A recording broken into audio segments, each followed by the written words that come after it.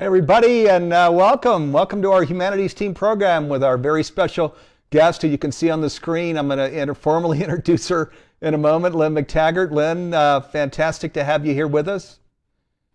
It's wonderful to be here with you, Steve, as always. All right, and I'm going to formally introduce her in just a second. So as we get started, I want to just shout out to all of our friends on Lynne's Facebook page, our humanities team Facebook pages, Humanities Stream Plus members, John Raymer, and the Sign Network that's broadcasting out across Facebook sites. So a big shout out to all of you. Thanks for joining us. We're starting an hour earlier here this Friday because Lynne lives in the UK. And you know it's late in the UK. She's already going into her evening and the weekend. So, Lynne, really appreciate you being available here to us here as you're going into your Friday evening. Thanks so much, Steve. But I'm really enjoying being part of Humanities Team myself, so I'm glad to be here. All right. Well, it's always a total privilege and pleasure to be with you. And so, boy, there's some really cool family news that the Lynne's got. We'll share that during the hour too here. So now, as we always do, it's a live program. I'm coming to you live from our Boulder studio and here in Boulder, Colorado. Lynne's coming to you live from her home in the United Kingdom. So, and we'll be bringing in your questions and comments. So the sooner that you bring it to the chat there, if you're on Facebook or wherever you might be out on social media, the more likely that we can get to your questions and comments. So don't be shy. Be sure to throw things at us that you'd like Lynne to respond to. Okay, so our theme this week is radical changes in thought. And if you know anything about Lynne McTaggart and her work, and I know many of you or most of you or maybe all of you do, this is the right theme because this is what Lynne's research is all about: radical changes in thought. Okay, let me give you let me read her bio so I properly introduce Lynne here. Lynne McTaggart is an award-winning journalist and best-selling author. She is best known for her role as the architect of the intention experiment. Lynne's specialty is in studying the effects of group thought and intention, having created the famous Power of Eight intention groups and researched the potency of how adjusting our mindset encourages healing. Her best-selling books include The Power of Eight, The Field, The Intention Experiment, and The Bond, which have been translated into 30 languages and are considered seminal books in the field of the new science. Lynne McTaggart is an esteemed thought leader in the transformational education industry and is consistently voted one of the world's top 100 spiritual leaders. Today, we'll also discuss her newly expanded video program series called Smarter, Stronger, Faster that's with Greg Braden and Bruce Lipton. We'll tell you a little bit about that, and a newly expanded masterclass that she's also created with Greg Braden and Bruce Lipton here during the hour. So again, you know, now after reading your bio and giving you a proper introduction, let me welcome you again to the program, Lynne. Thanks so much, Steve. Great to be here. So we're going to be looking at some film clips that really go right into Lynne's work. But before we go and look at film clips and things, let's just talk about this research, which is so incredibly important. And Lynne, you for a long time, you know, have just been standing in front of the public saying, "Hey guys, let me get your attention. The world is focusing on this old stuff, and it's creating all this massive dysfunction. We need to focus. You know, there's new research, there's science, there's peer-reviewed science. There are many now examples of how." When we change our thoughts, we can create this healthy, happy new world. So where are we in this, Lynne? And are you feeling optimistic? Tell us about your latest research and findings. That's a great question. Am I feeling optimistic? You know, science proceeds one funeral at a time, as they say. And we are still living according to the old scientific story. That's Newtonian story that talks about us, everything being separate, and us all being separate and well-behaved objects operating according to fixed laws in time and space. We're also being told that thoughts equal brain, and those thoughts stay inside our skull. But there is a new scientific story that I've been following now for more than 20 years. A new scientific story that says we are all connected. Our thoughts are not our brain. Our brain is more like an antenna receiver, and we are beaming out 24/7. Our thoughts are affecting our reality, they're creating our reality. We've known this since the advent of quantum physics, which is about 100 years ago. And we just haven't adopted and understood the implications, the extraordinary implications of the idea that we're all part of a quantum energy field, that our thoughts affect our reality, create our reality, and that when we come together, and this is the part that I've been mostly interested in, when we come together, when it's more than one person doing intention together, our thoughts magnify and they can heal. And I've been practicing that with 40 intention experiments to date, 35 of which have shown measurable, 36 have shown measurable, positive, mostly significant effects. So I'm a big advocate, Steve, of using our thoughts to change our reality. But as you can see, we're far from it because most of us are going around beaming very negative thoughts based on that old paradigm of lack and competition.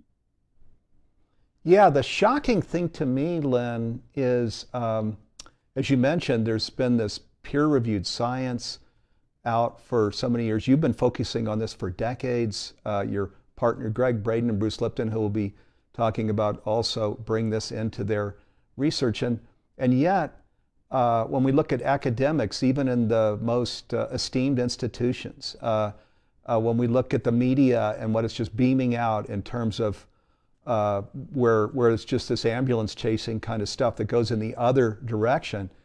And then therefore, then public thoughts, of course, are going to follow these things. What all these research institutions, academics, the media, where they just keep bellowing out this old science that, as you mentioned, is Newtonian, Darwinian.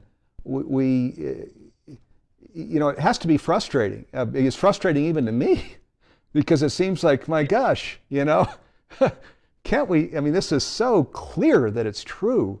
And yet it seems like we just make this progress that's inch by inch by inch. Absolutely. And what is really frustrating is that when I wrote my book, The Field, and I wrote about the extraordinary experiments and findings of all of these frontier scientists, I was writing a history, Steve.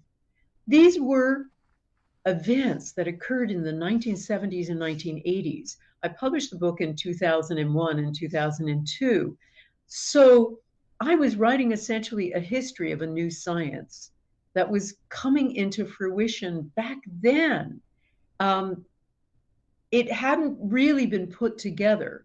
And I guess that was my job, was to try to say, hey, this is heralding a new way of being.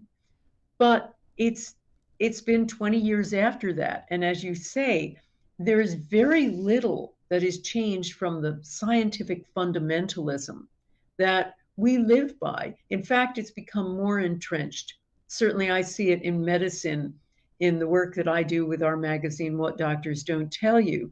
I see a worsening of that at the moment, an inability to countenance new ideas. And of course, that's not real science. Real science is being an explorer stumbling around in the dark. And if you find a new path that doesn't fit the map, the paradigm in this case, you follow it. That's what a true scientist, a frontier scientist, does. So we have to herald this ourselves, Steve. And I guess that's what we're all trying to do, to say, okay, if this is our new paradigm, if this is the new science, we have to rip up the old playbook. We have to create a completely new way of being, because that old playbook of separateness and competition has led us to the brink of extinction and is not who we really are. That's an old story, and a new chapter's been written. So we have to start writing the rule book, the new rules of the game of how we're going to live. Yes, we do. And boy, yes, there's just nothing more imperative than this. And surely, one thing that actually everybody, in the mainstream, these 7.8 billion people on the planet would agree on is that we're kind of past the end of the runway and we're out on the gravel somewhere. So we need to, we need a new direction, and this is why it's frustrating, because your research and Greg Braden's research and Bruce Lipton's research and Nassim Haramein, and we could go on there, people that are dedicating their lives to this just is pointing in a clear direction. And it's peer-reviewed research, and that says this is how it works. We can, this Darwinian Newtonian thing, maybe there was some reason for these chapters that are in our past, but it's time to move on. So now let me share that Lynne did, as I mentioned, she collaborated with Greg Braden and Bruce Lipton on a program, a free series called Smarter, Stronger, Faster, and it brings in all of what we're talking about here now, and actually a lot of other research too that Greg contributes and Bruce Lipton contributes. It's fascinating, the science that they bring together through this collaboration called Smarter, Stronger, Faster.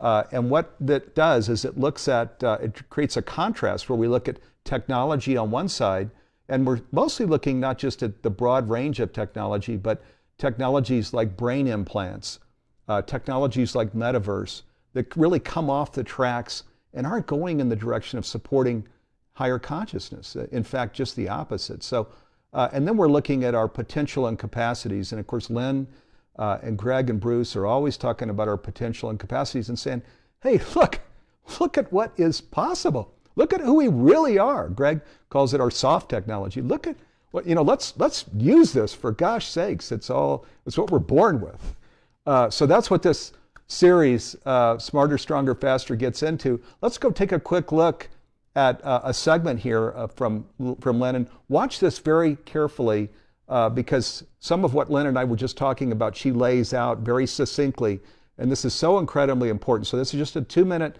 segment. Watch this carefully, and then Lynne and I are going to come back and talk about it.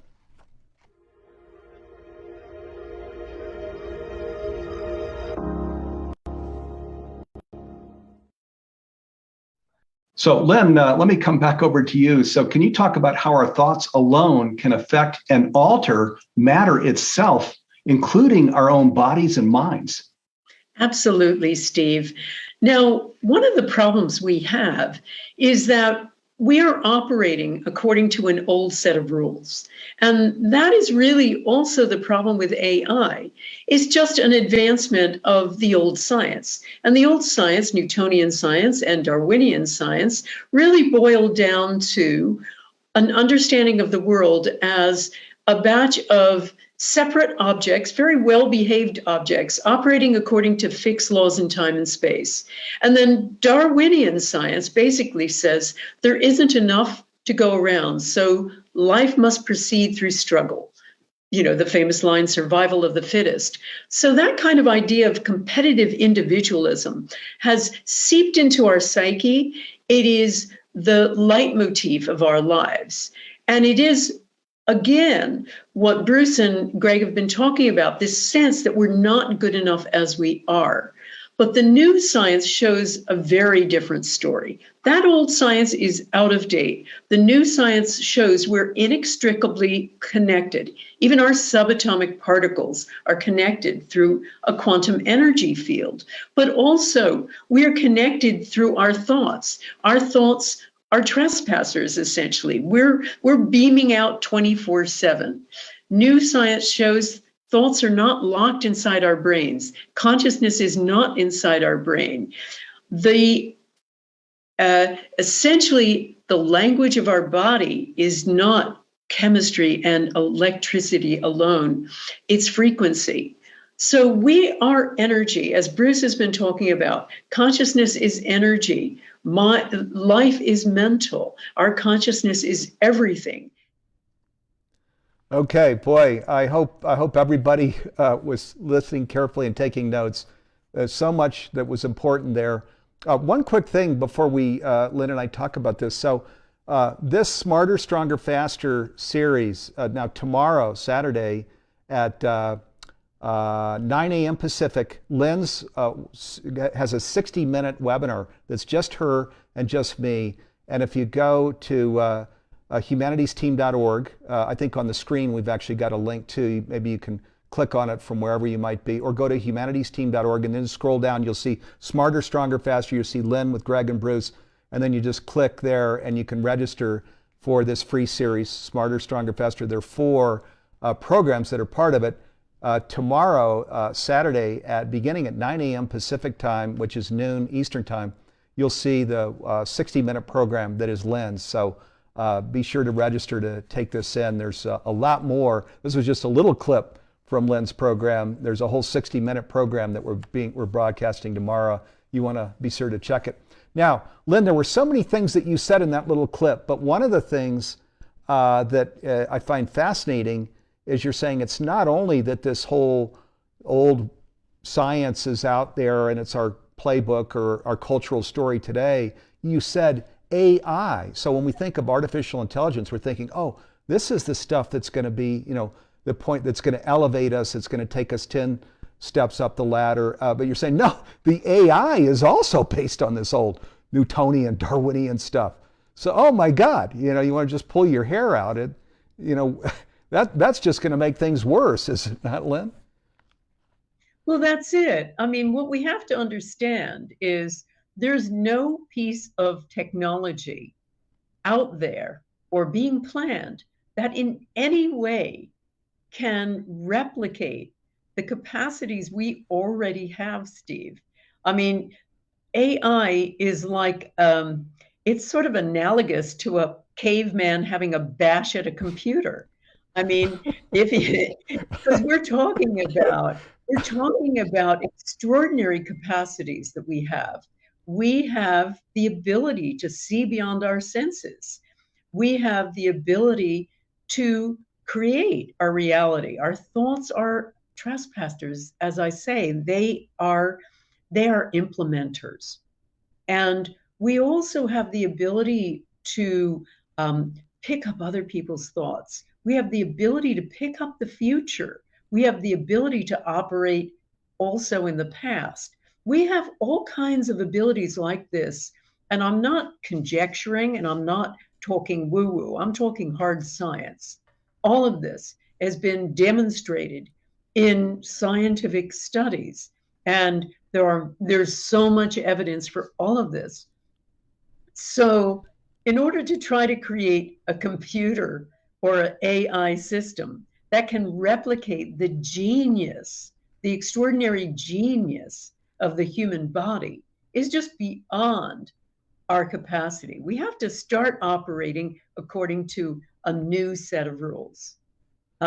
Richard Feynman, the famous scientist, called them the rules of the game. Well, quantum physics and epigenetics have ripped up the rules of the game and scattered them to the 4 winds.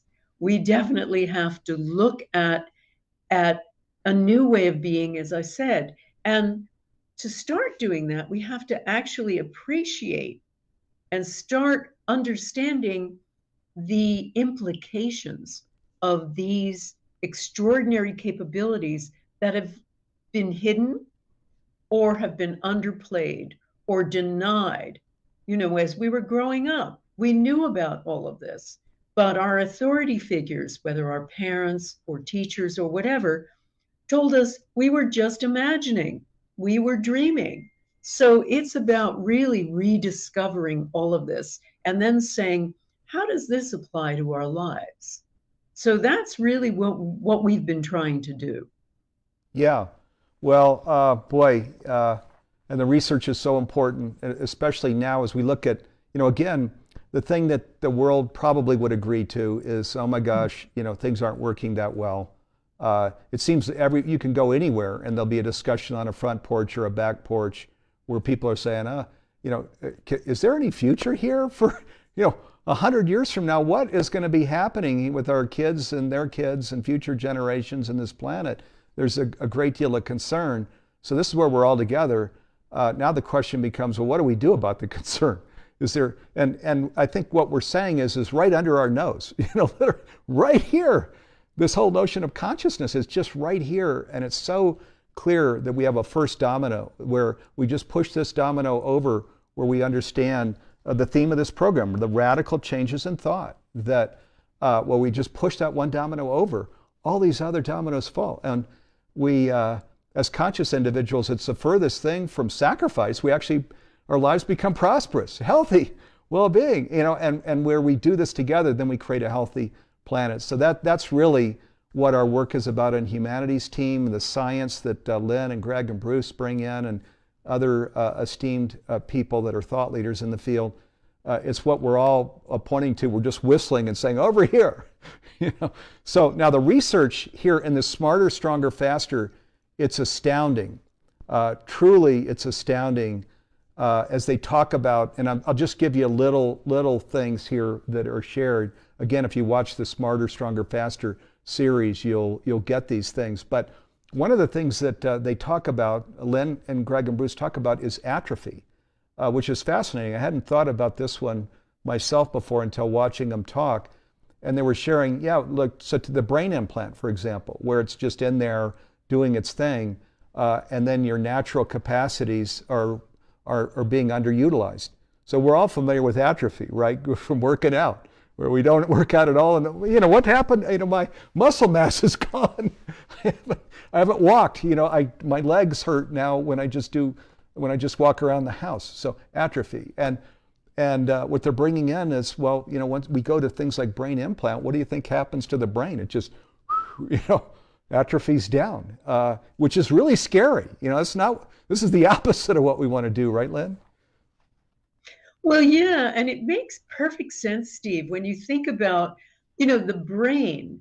We now understand that neuroplasticity doesn't stop. It carries on depending on the thoughts we think. If you are happy, for instance, those parts of the brain that signal happiness, and remember, I'm telling you that thoughts don't sit inside the brain. We're more of an antenna receiver. But the parts of the brain that receive and transmit happiness grow larger. And that occurs with so many aspects of thoughts. I certainly find it with intention. The more we intend for certain things, the larger those capacities become. But if we suddenly leave that to a brain implant, like just not using an arm, as you say, Steve, that portion is going to atrophy. And we're going to find that our natural capacities, those things that we found that are extraordinary, grow smaller.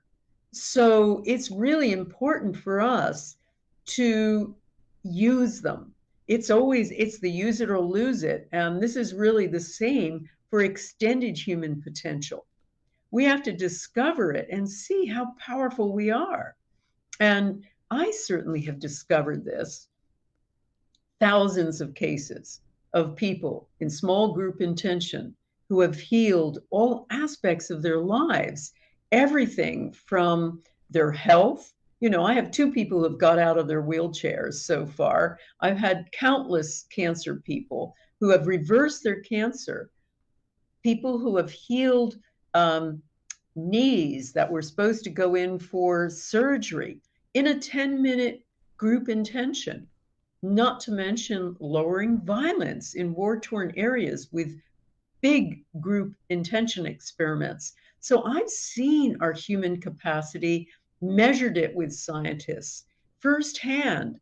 And the idea that a brain implant can replicate this or even approach it is ludicrous. Yes, it is. And and this is on the technology side. Now, over on the human capacity side, this is what's just unbelievably exciting in this series, Smarter, Stronger, Faster. It's why it was named that, Smarter, Stronger, Faster, is once we really understand our human potential and capacities and harness those and start living into those. And of course, Lynn's work with the intention experiment, where she's been referencing this work, the successes. I'm actually familiar with it because we've worked together quite a bit. It's astounding, just astounding what human intention is doing, where we're all it's this prayer thing of where two or more are gathered, and we're applying it to intention, where we're really beaming that down on audiences. By the way, during this program, one of the questions that's come in is about creating global peace in Ukraine. And in the last half hour of this program, which we're coming up on, Lynne's going to lead a little intention experiment for the Ukraine. So be sure to stay tuned for that and be part of that as we beam this energy right down on these brave, courageous people in the Ukraine. But these our human capacities and potential it's astounding what it is, and where we can just really understand it and embrace it and live into it. Not only are our lives a reflection of it, but then the whole world. We're actually, what Lynne and Greg and Bruce are sharing is we're not only feeling into this consciousness ourselves, we're beaming that out into the world instead of these negative thoughts of, oh my God, another ambulance chasing thing, where we're following the media of, oh, this is terrible. We're doing just the opposite of, well, I'm intending that we're going to have healing here, so it's what role do we want to play? And this is whole, when we're on the conscious journey, we're human. So we'll feel into the pain, for example, in the Ukraine, but then we're going to move on to, okay, time to intend here, this health and well-being, this prosperity in all of its forms for these people. That's what we're doing on the conscious journey. We're never just stopping in the middle of the ambulance. We're moving on to, okay, now it's time to be a healer, an alchemist. Let me go do my work. That's what we're about here. So let's go take a look now at this other clip. And again, I want to invite people, there's slides you're going to see that we're going to go through, very important slides. So I just want to invite you to pay close attention and even make notes if you like. Now this is from, there's a master class actually. I've been talking about smarter, stronger, faster. Now there's a master class then that Lynne and Greg Braden and Bruce Lipton have created called Technology, Consciousness, and Evolution. And this slide is coming from the master class itself. We'll tell you a little bit more about that also when we come back from watching this sequence. Here we go.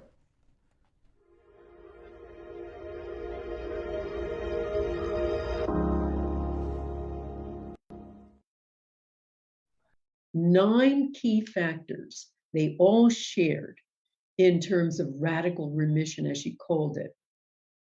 Have a look at this list for a moment. Please notice one thing.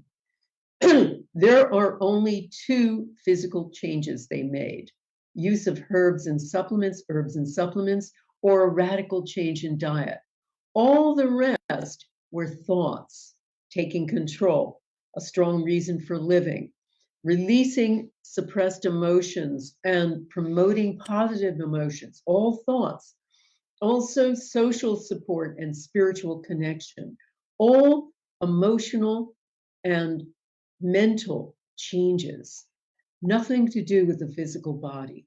7 of the 9 have nothing to do with the treatment. She added a 10th one in a follow-up book. It's about exercise, another physical change, but 7 have nothing to do with the treatment. They're all about changing thoughts.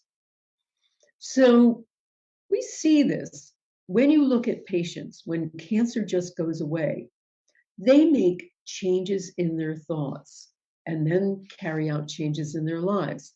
Mostly it is, in many, many instances, a situation where someone feels that life is never going to get any better. They're almost like a trapped rat, whether it is that dead-end job or that abusive relationship or dead relationship. So in all of these cases, it's after a massive psychological shift that they make to a decision that they are going to follow a life that is engaging and purposeful, and they follow that dream. This suggests that whether it's cancer or any other illnesses that go through spontaneous remission, that all illnesses can be changed through thought patterns. Notice, no AI in sight. Notice no brain implantations in sight or any need for gene therapy.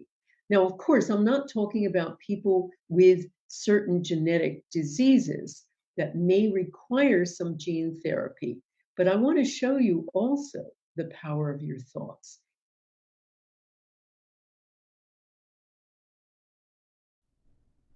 Okay, so this is a master class. It's actually a newly expanded master class. This was one of the modules that Lynn just placed into the program. It has 27 modules. There are 3 live mentoring sections that are an hour each. Lynn for an hour, Greg for an hour, Bruce for an hour, where they're with this cohort that's going through. There are all of these bonuses. One of the bonuses is on the 27th, or I'm sorry, the 28th of April.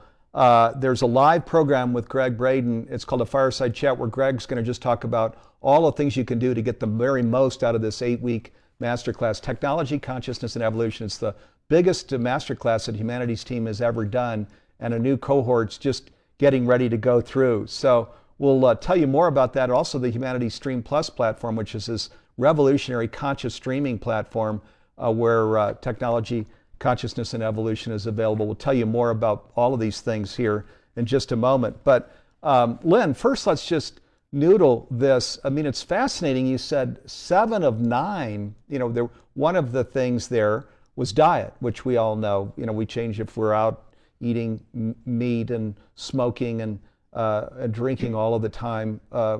Maybe if we move over to a healthier diet, there'll be results. And of course, we know this. But then 7 of these other things all have to do with our thoughts. Astounding, huh?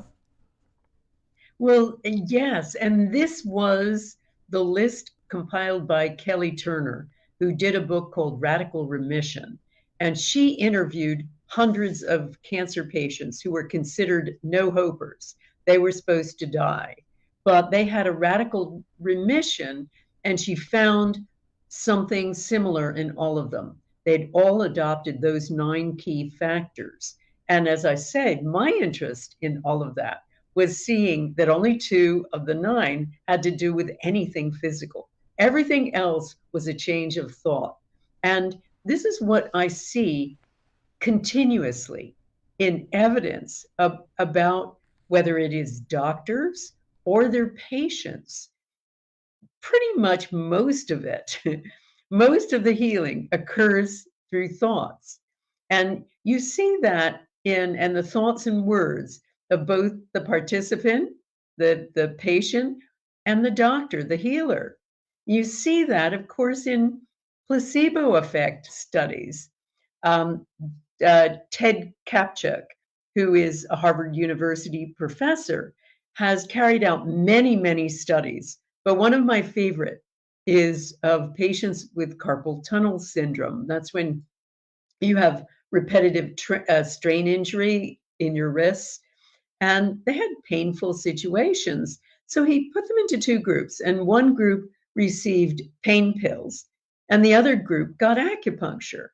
Now, a third of those patients suffered side effects so severe from either treatment that they actually were bedridden. And when he calculated it, the rest, most of them got better, particularly those who had acupuncture. But here's the kicker of the story, Steve. The people given pills were given cornstarch, and the patients given acupuncture were given sham acupuncture. But their result was all about the person's expectation and their thoughts. The ones who thought they were going to have a side effect did so badly they took to their beds. The ones that thought they were going to get better did. So that gives us a little insight, and there's so much evidence like this, of the power of our thoughts and how they are central in healing.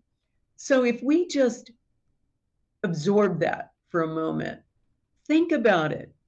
Much has been talked about the mind-body connection, but it's the mind-central connection. If our thoughts can heal, if I see a group of people doing intention together and somebody getting out of their wheelchair after that, then that says enormous things about our capacity to heal ourselves, each other, and the world. Yes, it does. Oh my gosh. And again, so this technology, consciousness, and evolution masterclass, it's this newly expanded masterclass that Lynn, Greg Braden, and Bruce Lipton have created together with Humanities team. It's now out in the world. In fact, you can, if you go through this Smarter, Stronger, Faster series, it's free. They bring forward lots of research. And then for people that want to go deeper, that are saying, listening to Lynn now and saying, I want that. I want to have radical changes in my thought. I want to put intention to my daily living, and so much more. This is where the Technology, Consciousness, and Evolution program comes in. Greg, Bruce, and Lynn are fabulous in this program. The wisdom that they share, their slides, their peer-reviewed science, astounding. Truly, you can come out of this program if you pay attention and say, I want that. And of course, we have to do the work. They can't do it for us. But they present the wisdom. They present the peer-reviewed science. And then if we pay attention and we say, I want that, and we make notes, and then we embody and express what this science is, we become all of these things that Lynn's talking about. We become, I'll use the term healers, alchemists, but we become prosperous people where we're conscious, and conscious means that we're not doing things backwards, where we're over there at the ambulance and, oh my God, another horrible thing has happened. We always move on over to the power of our intention, the power of our connection, the power of actually our genetics. So this is part of what Lynn and Greg and Bruce bring in. Actually, Lynn's books share. It's not this Newtonian, Darwinian thing. That's not our DNA and genetics. We're actually born another way. Sometimes it's called prosocial now, that we're born this way. So again, there's so much here. Technology, Consciousness, and Evolution. You can again go to, I think we've got it on our screen. You can also go to humanitiesteam.org and scroll down. There's a page that where you can read about it. Humanities Team is a 501c3 nonprofit, so it's incredibly affordable. It's priced very aggressively for something like this, with this science and 3 science collaborators who are all leaders in their field. And then it's also part of the Humanities Stream Plus platform. This is this revolutionary conscious platform, and it's designed to reach into every home in every language all over the world, so that we can, this conscious living thing that we're talking about, so that people can avail themselves of this wisdom in science. There's something called healing trauma. There's something called higher love that we bring to relationships. There's conscious leadership. There actually are hundreds of programs on the platform. There are 2 other science programs I'll just mention here. Right now, you could actually go in today, and if you subscribe to Humanities Stream Plus, the entire program would be available to you today. The cohort starts through on April 19th, but people that are part of the platform can start through the program the minute that you subscribe. Now, Forbidden Science is also on the platform. So this is Nassim Haramein, who's the leader in unified physics, and Greg Braden created this Forbidden Science program. It's just newly created last year. And then a few years ago, there's another program, Science of Self-Empowerment, which is also one of our biggest programs. Greg Braden, Bruce Lipton, and the HeartMath leaders, Deborah Rosman and Howard Martin, is on the platform. But Michael Beckwith and Barbara Marks Hubbard and Neil Donald Walsh and Thomas Hubel, and you can see way too many. I'm not going to try and name all of the thought leaders here. Too many. There are hundreds of programs. But also, as part of this program, the reason it's called Humanities Stream Plus is there are all of these live mentoring events. This program that we're doing here now with Lynn and Greg and Bruce, they're each doing an hour live mentoring, and the Stream Plus members can come in and participate in that. They're here right now as part of this program, and they're invited, they're in a little Stream Plus area where they can come on camera if they like and talk to Lynn directly. So, and lots of other things, completion certificates and stuff. You can read about all of this on the Humanities Stream Plus platform. Again, this program, though, Technology, Consciousness, and Evolution, this is the biggest program that we've ever had in 19 years. It's just now coming to the platform with this treasure trove of other master classes. And It's a true streaming platform. So, on handheld devices and on your television set, on your computer, it's available on any large or small platform. So be sure to check it out. I'll just say one other thing. There's a one-for-one program here too, because 40% of the Earth's population is making $2 a day or less. So a streaming platform at any price would not come into these households. So in the one-for-one program, when you subscribe to the platform, you gift this to an underserved, underprivileged individual.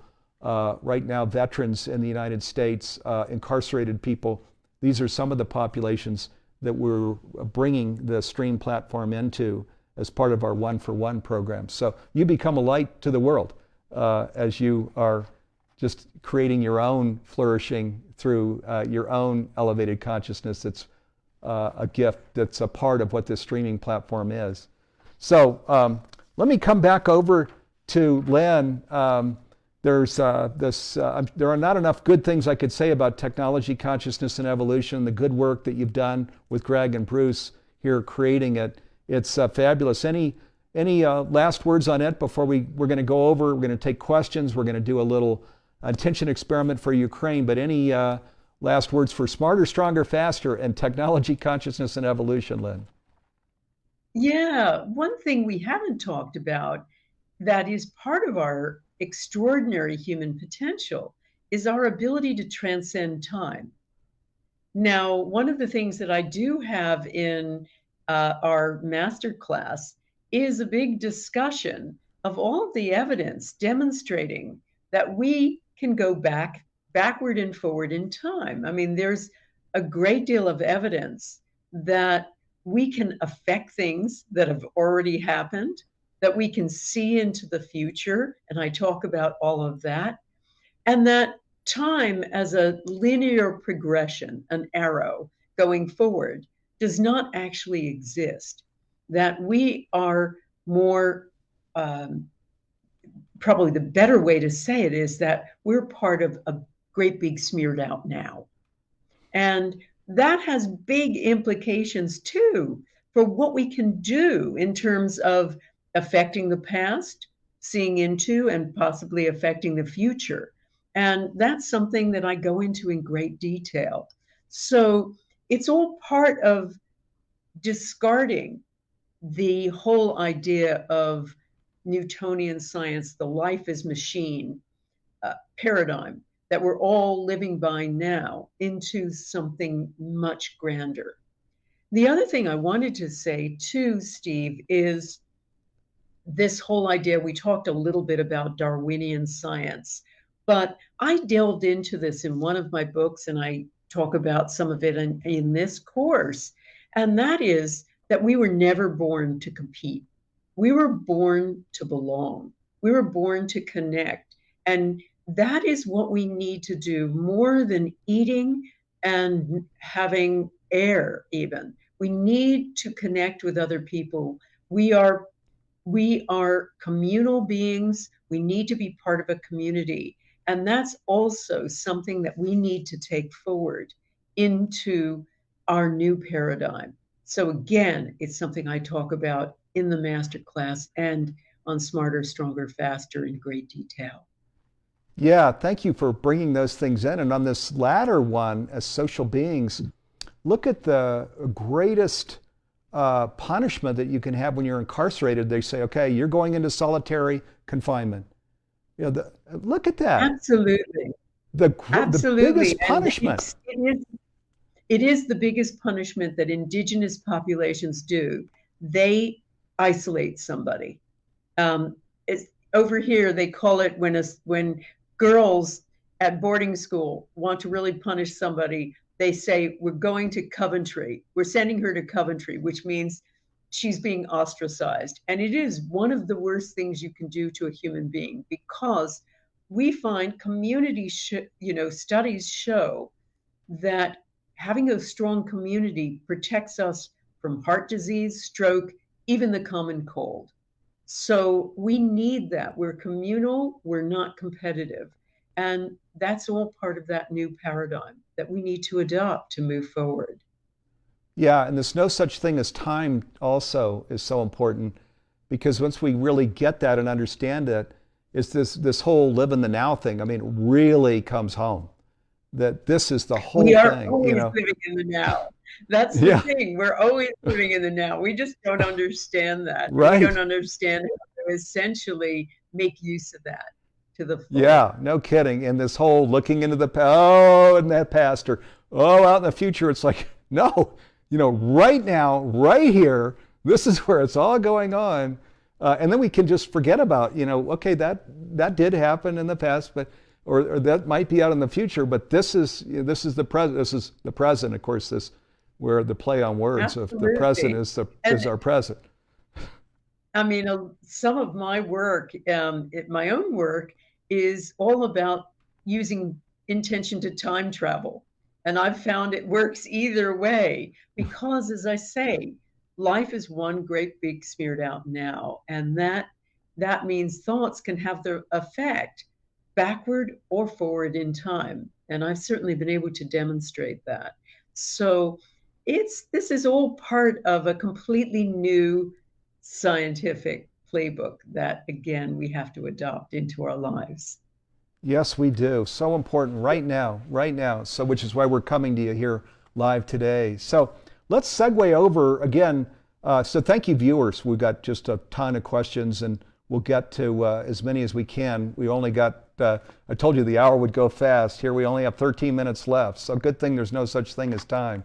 So, the first one that came in is Tatiana, who says, I'm looking for a meditation group to meditate for global peace in the Ukraine. How can I connect with a group? So this might be just the moment, huh, Lynn, to do our intention experiment.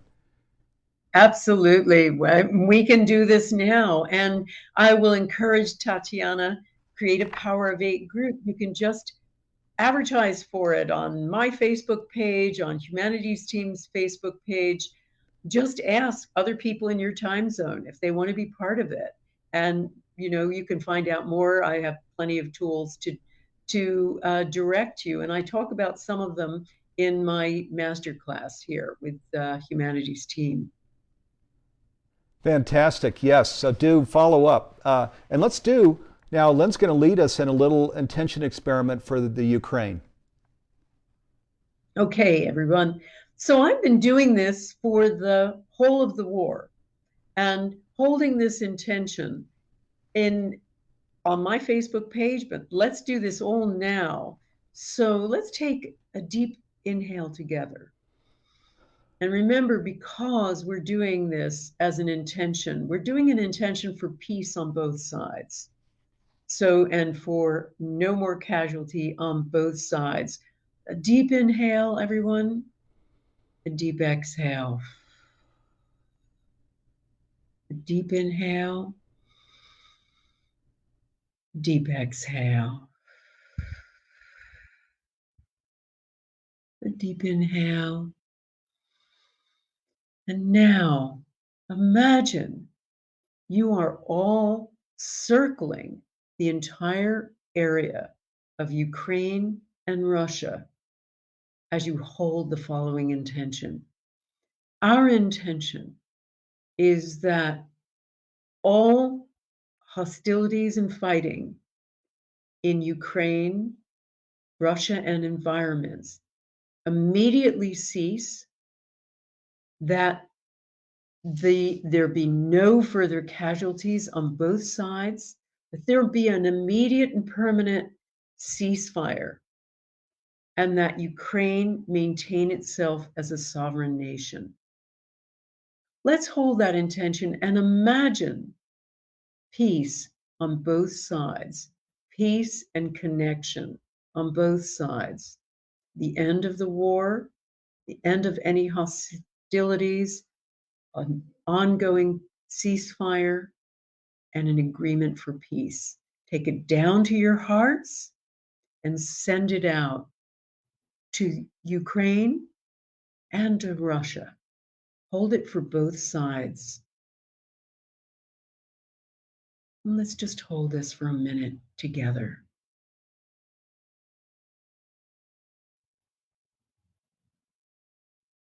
As you're doing so, allow yourself to visualize different ideas about peace, different scenes of peace, and feel the huge connection with all of us, all the thousands who are with us on this webinar.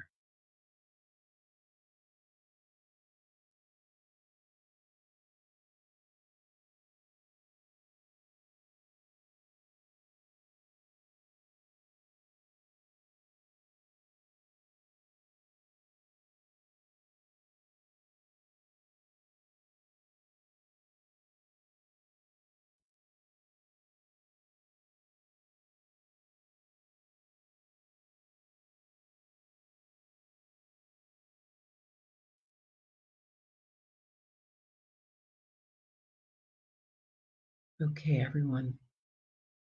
Now let go of that intention and trust the process.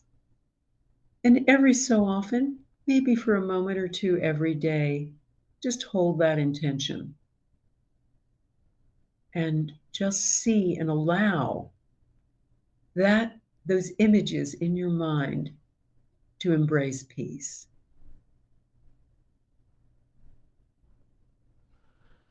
Ah, boy, beautiful. I could, in closing our eyes and feeling into that and just seeing as you were, which was beautiful, where we first were just with the Ukraine and feeling them in this whole, I call it ants and bees, where there's this connection and working together and love and grace and blessing and peace, and then going over to Russia, feeling the same thing in that country for these people.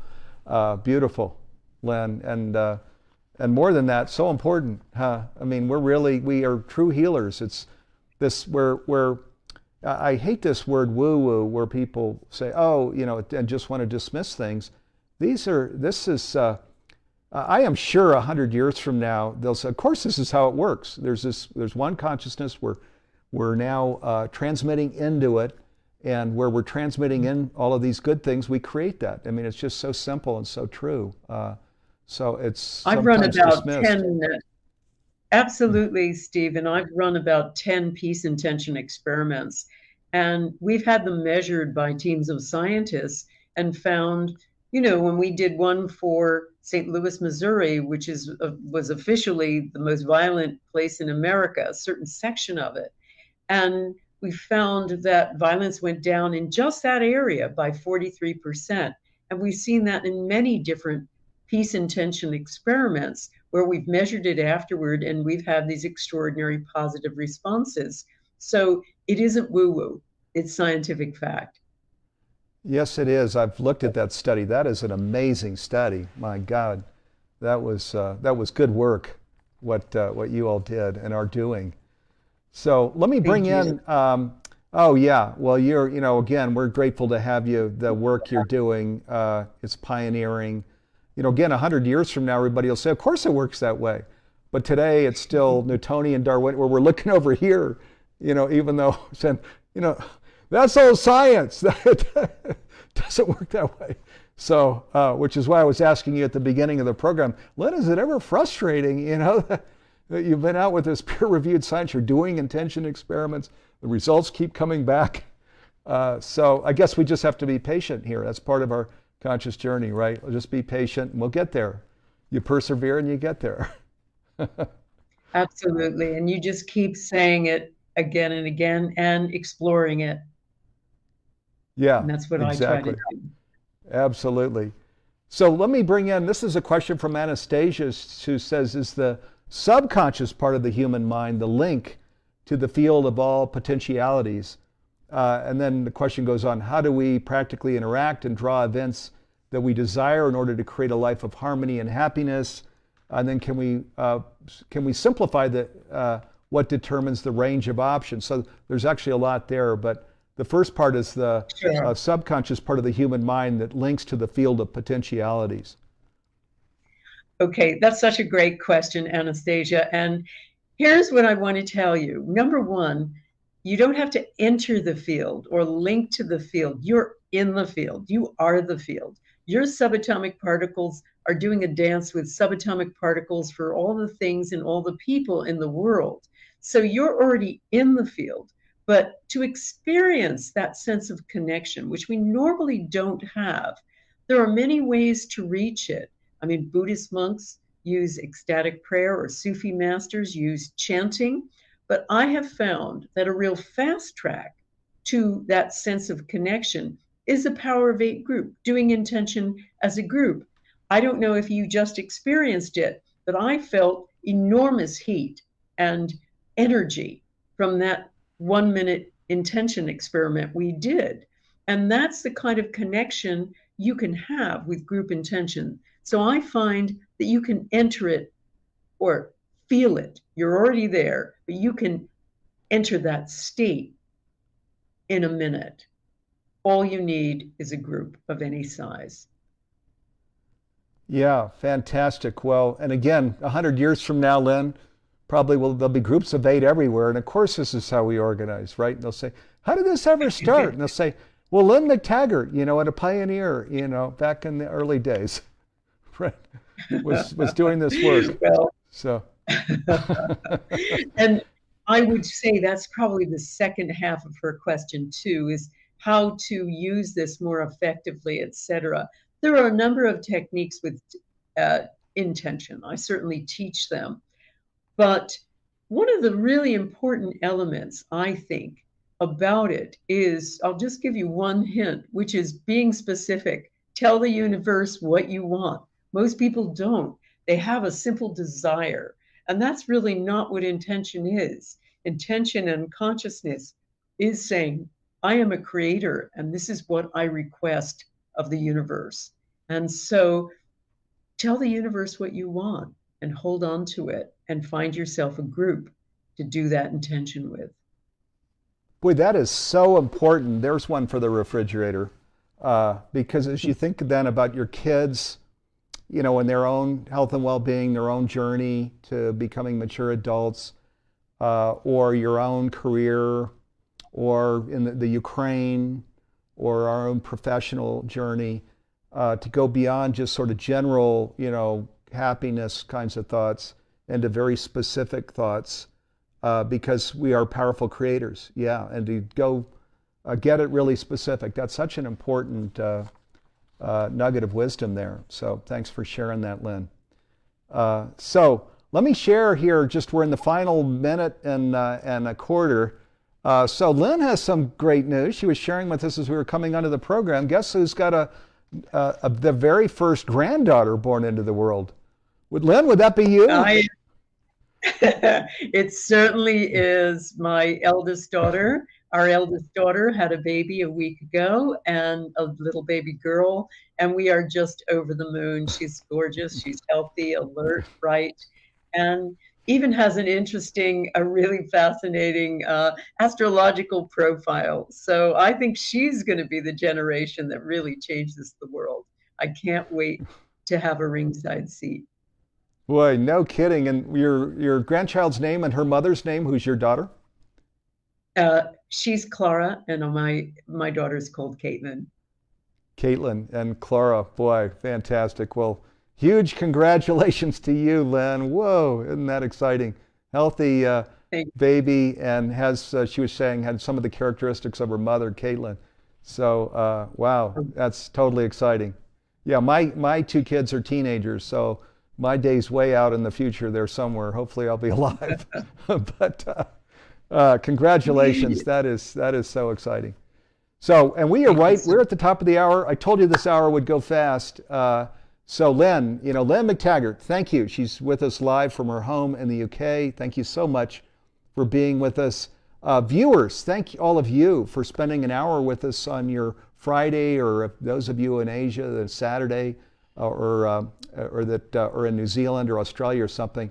Thank you for being with us. Let me also take this opportunity to thank the team here. We're going to pull the camera back so you can see the studio right here in Boulder, Colorado. That's our humanities team studio. You'll see. So here I am over here. That's Jim Gray. So Jim is the guy running this whole program. Jim, huge thank you, brother.